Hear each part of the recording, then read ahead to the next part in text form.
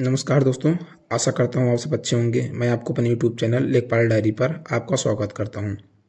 दोस्तों, इस वीडियो में हम लोग देखेंगे कि दोस्तों सीलिंग एक्ट क्या है। यानी सीलिंग एक्ट मतलब दोस्तों उत्तर प्रदेश अधिकतम जोत सीमारोपण अधिनियम 1960 और दोस्तों जमींदारी विनाश उन्मूलन एक्ट 1950 के बारे में दोस्तों हम लोग डिटेल्स देखेंगे। दोस्तों सीलिंग एक्ट क्या है, इसका इतिहास क्या है, दोस्तों इसकी शुरुआत कब हुई और कहाँ से हुई दोस्तों, और इसका दोस्तों क्या उद्देश्य था सीलिंग एक्ट लाने का, और दोस्तों इसका लाभ क्या है, इसके बारे में दोस्तों ये डिटेल वीडियो है। तो दोस्तों पूरा वीडियो अंत तक देखिएगा, स्किप मत करिएगा।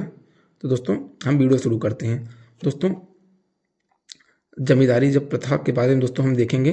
दोस्तों जो लॉर्ड कॉर्नवालिस थे 1792 में दोस्तों उनके द्वारा 1792 में दोस्तों उनके द्वारा एक प्रथा चालू की गई जिसे अस्थाई बंदोबस्त कहते हैं।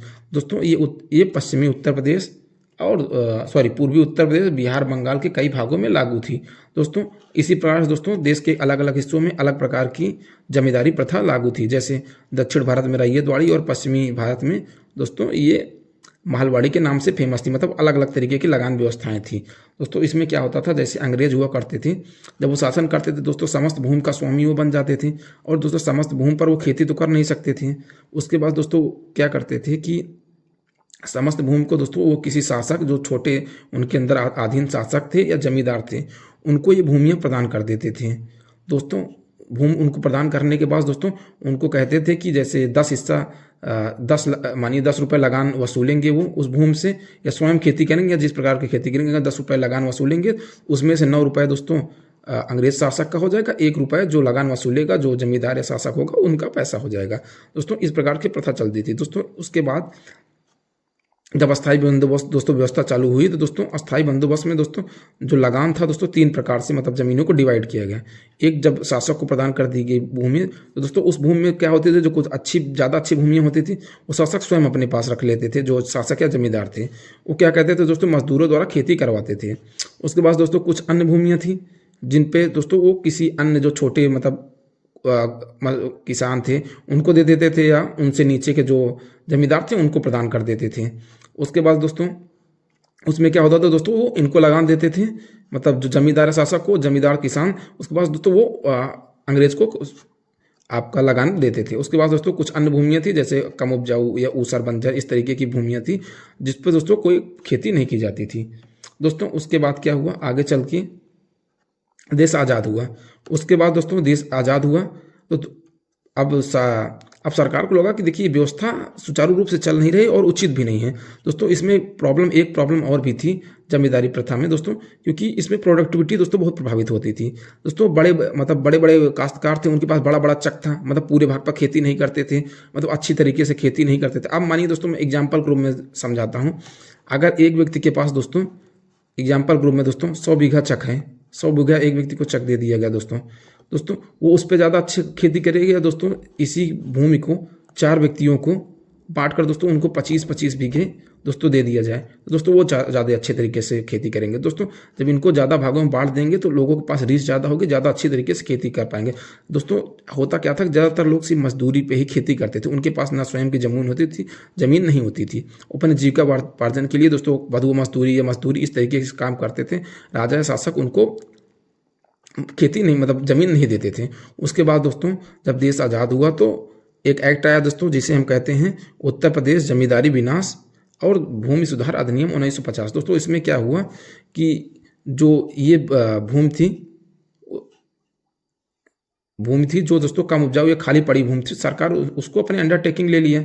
उसके बाद दोस्तों ये जो भूमियाँ थी जिस व्यक्ति का अधिकार था, मतलब जो व्यक्ति वर्तमान पे खेती कर रहा था, सरकार ने उस व्यक्ति को ही प्रदान कर दिया गया। मतलब ये जो छोटे मोटे किसान थे मतलब या बड़े किसान थे उनको दे दिया गया, और ये जो जमींदार थे उनको ये भूमियाँ प्रदान कर दी गई।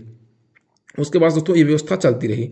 उसके बाद सरकार को लगा कि देखिए इसमें भी ज़्यादा व्यवस्था नहीं, क्योंकि अब भी व्यवस्था मतलब उसी प्रकार की थी, मतलब गवर्नमेंट लगान नहीं ले रही थी, पर ये व्यक्ति मतलब जो मजदूर था उनसे खेती करवाई जा रही थी। सरकार को लगा कि यार देखिए जिसके पास ज़्यादा अधिक भूमि है, ऐसा होता था किसी के पास कोई भूमि नहीं है, उसी मजदूरी कर रहा है, किसी व्यक्ति के पास 100 बीघा 200 बीघा 5 बीघा इस प्रकार की खेती थी।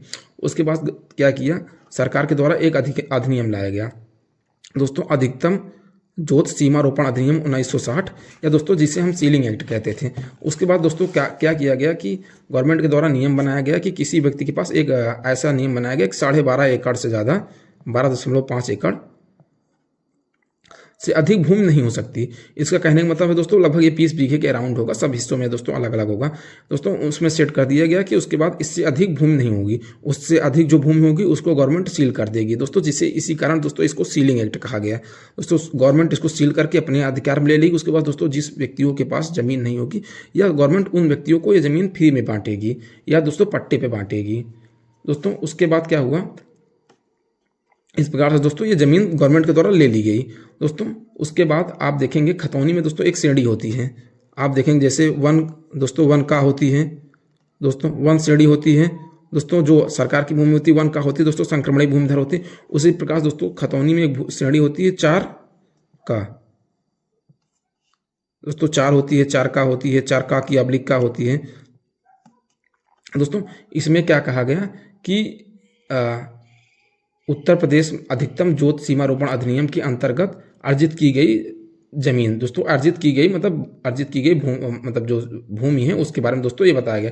उसमें कहा गया कि इस मतलब अधिनियम के तहत जिस व्यक्ति को पट्टा प्रदान किया जाएगा, मतलब दोस्तों इस भूमि के तहत जिनको पट्टा प्रदान किया गया श्रेणी 4 के काम में दोस्तों दिया गया। दोस्तों भूमि की श्रेणी के बारे में मैंने डिटेल वीडियो बनाया गया है, उसके बारे में दोस्तों आप देख सकते हैं, मैं उसका लिंक डिस्क्रिप्शन में पिन कर दूंगा दोस्तों। उसके बाद इसको श्रेणी 4 काम में रख दिया गया। उसके बाद दोस्तों इसको पट्टा प्रदान किया गया लगभग 5 सालों के लिए, 10 सालों के लिए इस प्रकार दोस्तों पट्टा प्रदान किया गया। उसके बाद दोस्तों बाद में क्या किया गया, 5 सालों के लिए दोस्तों पट्टा निरस्त हो जाता था। उसके बाद फिर गवर्नमेंट बाद में जिन व्यक्तियों को इसको पट्टा प्रदान किए गए उसके बाद दोस्तों उसका संक्रमणीय अधिकार भी उन्हीं व्यक्तियों को प्रदान कर दिया गया है। दोस्तों ये था मेरा तो जमींदारी विनाश उन्मूलन और दोस्तों सीलिंग एक्ट से रिलेटेड ये वीडियो था। अगर दोस्तों आपको जानकारी अच्छी लगे तो दोस्तों चैनल को लाइक शेयर और सब्सक्राइब जरूर कर दिए करिए दोस्तों। Thank you for watching my video.